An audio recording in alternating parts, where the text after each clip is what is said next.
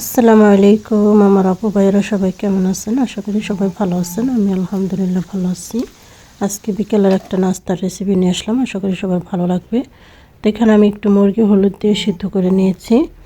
হলুদ দিয়ে সিদ্ধ করে এটা ছোটো ছোটো করে কেটে নিয়েছি, ঝুড়ি ঝুড়ি করে রসুন কুচি করে নিয়েছি, গাজর, ক্যাপসিকাম একটুখানি, একটা কাঁচামরিচ, পেঁয়াজ, ধনিয়া পাতা কুচি, আমি সব কিছু এখানে রেডি করে নিয়েছি। তো এখানে আমি 1 কাপ ময়দা নিয়েছি। এখন প্রথমে ময়দাটা আমি ঢেলে দিলাম, বলটার ভিতর ময়দাটা ঢেলে দিলাম। পরিমাণ মতো স্বাদ মতো লবণ দিয়ে দিলাম, 1 টেবিল চামচের মতো রান্নার তেল দিলাম। এখন একটু ভালো করে মিক্স করে নিতেছি। তারপরে এখানে আমি পানি দিয়ে দেব।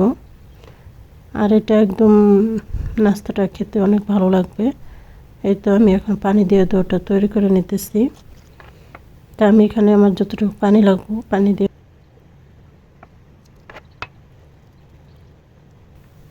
তা আমি এখন ডোটা সুন্দর করে এটা আমি এক সাইডে রেখে দেবো 5 মিনিট। আর এখানে আমি সব মশলাগুলো নিয়েছি।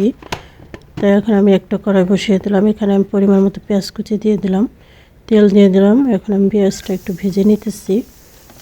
পেঁয়াজটা একটু ভেজে তারপরে এখানে আমি রসুন কুচি দিয়ে দেব। এই যে এখানে আমি 2 কোয়া রসুন কুচি করে নিয়েছি ছোট ছোট করে।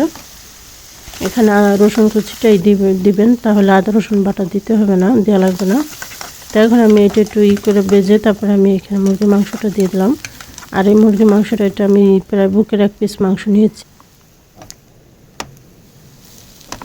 তা আমি এখানে 1/2 চামচ হলুদের গুঁড়া, 1/2 চামচ গরম মশলার গুঁড়া, 1/2 চামচ জিরার গুঁড়া, 1/2 চামচ ধনিয়ার গুঁড়া, স্বাদ মতো লবণ, একটু সামান্য একটু মাঝি দিয়ে দিলাম। তো এখন আমি এটা সুন্দর করে একটু লেড়ে নিতেছি। তা আমি এখন একটু ভালো করে লেড়ে নিতেছি। তো এখন আমি এই যে কাঁচামরিচ দিয়ে দিলাম। আর মরিচটা অবশ্যই পেকে গেছে, লাল হয়ে আসছে। তাই এখন আমি এই যে একটু ক্যাপসিকাম দিয়ে দিলাম। এখানে আপনাদের কাছে যদি ক্যাপসিকাম থাকে তাহলে দিবেন, আর না থাকলে না দিলেও হবে। তো আমি এখন একটা যে গাজর গ্রেট করে নিয়েছিলাম সেটাও দিয়ে দিলাম। আর এটা আমি বেশি রান্না করব না, এটা আমি নামিয়ে ফেলবো 5 মিনিটের ভিতরে। এটা বেশি সিদ্ধ করলে তখন খেতে ভালো লাগবে না, নরম হয়ে যাবে। তাই তো আমার রান্নাটা শেষ। আমি এখানে ধনিয়া পাতাও দিয়ে দিয়েছিলাম। আর এই যে আমি আটাটা মাখিয়ে এটা আমি 5 মিনিট রেস্টে রেখে দিয়েছিলাম। আর আমার ডোটা একদম রেডি। তাই এখান থেকে আমি ছোট একটা লেচি নিয়ে নিলাম। তো নিয়ে আমি এখানে যে পুরটা দিয়ে দিলাম ভিতরে। আর আমি এই পুরটা কিভাবে করেছি সেটা আমি তো দেখালাম। এভাবে করে আপনারা পুরটা করে নেবেন, ভিতরে পুরটা যে। তো এখন আমি আবার একটা লেচি নিয়ে নিলাম, একটু বেলে একটু রুটির মতো করে আমি সেমভাবে আবার ভাজ করে পেঁচিয়ে পেঁচিয়ে তারপরে আমি ভিতরে একদম মুড়ি একদম গোল একটা বানিয়ে নেব। এই যে আমি সুন্দর করে গোল করে এক সাইড থেকে পেঁচিয়ে পেঁচিয়ে তারপরে এরকম করে নিতেছি। এই তো আমি বাকিগুলো সব করে নিতেছি। আপনারা আপনাদের সুবিধা মতো করে নেবেন।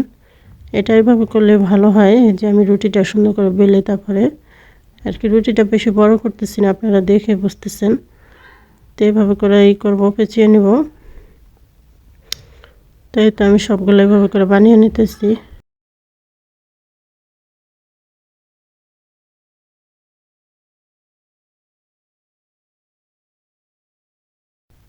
তো এইভাবে করে নাস্তাটা বানিয়ে খেলে অনেক ভালো লাগে।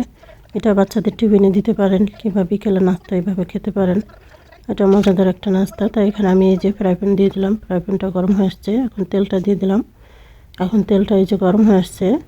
এখন আমি বাকিগুলো সব ভেজে নিব।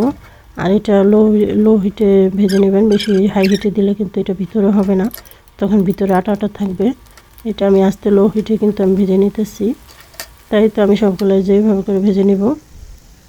আর এটা আপনারা চিকেন নানও বলতে পারেন। তা আমি মনের মতো করে একটা নাস্তা করলাম আজকে বিকালে। তো আমার নাস্তাটা কেমন হলো সবাই কমেন্টে বলবেন। তো আমি এই যে বাদামি বাদামি করে কালার করে আমি ভেজে নিতেছি। আর এটা দেখে বুঝতেছেন কতটা একদম মশমশা ক্রিসপি হয়েছে। এটা একদম ভিতর থেকে হয়ে গেছে।